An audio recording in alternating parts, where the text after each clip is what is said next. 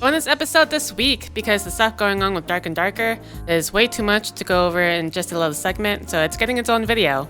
So what is Dark and Darker? Dark and Darker is a game made by Iron Mace, which is an indie game development team, with unique PvPvE gameplay.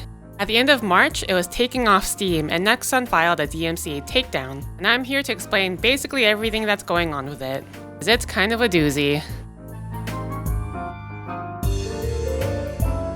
We'll start everything off at the beginning where Project P3 by Nexon was disclosed in a media showcase in August 2021.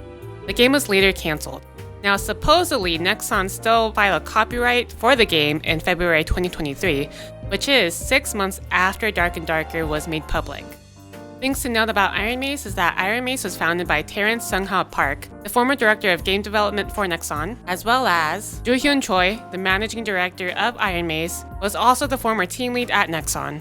The lawsuit itself doesn't seem to be against Iron Mace but Joo-hyun Choi, where he's being accused of using his personal server to steal assets from Nexon to make Dark and Darker. With that said, this is where everything starts. In June 2021, Choi decides to leave Nexon. Subsequently, the bosses find out and he gets fired due to the current allegations, and then sued 1 month later. Park then leaves Nexon 3 months after Choi informs Iron Mace, with 10 out of 20 Project P3 developers leaving Nexon to work with Iron Mace.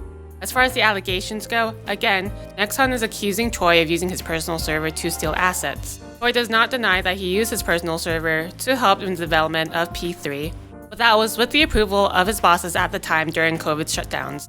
Afterwards, it was discussed that Choi would not be using his personal server to help with the development, to which Choi did agree.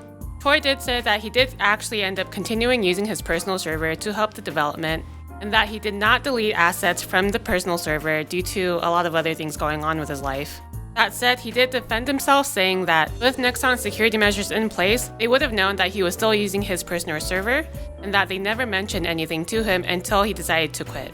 In total, there's 2,338 files with identical names between the two games. 1,306 of those files could be taken out after removing the name similarities due to the usage of the same engine, that being Unreal Engine.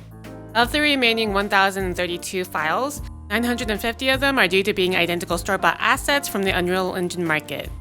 The remaining 82 files can be explained due to recommended file naming conventions and just general concept names, basically. Iron Mace backed up these claims by listing a source of all the identical resources alleged by Nexon.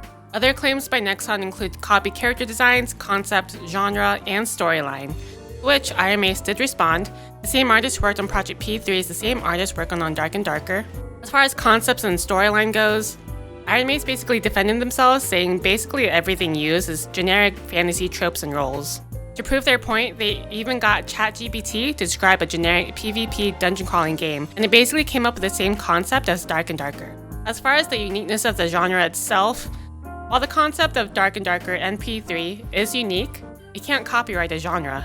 It is a little sussy that Iron Mace was able to get the demo out within 10 months of forming Iron Mace. Choi was also adamant on using Unreal Engine as opposed to something else, whereas the rest of the team wanted to. So that could have been for time-saving purposes. There was also a GoFundMe put up by Iron Mace, which was promptly taken down, which confused a lot of people.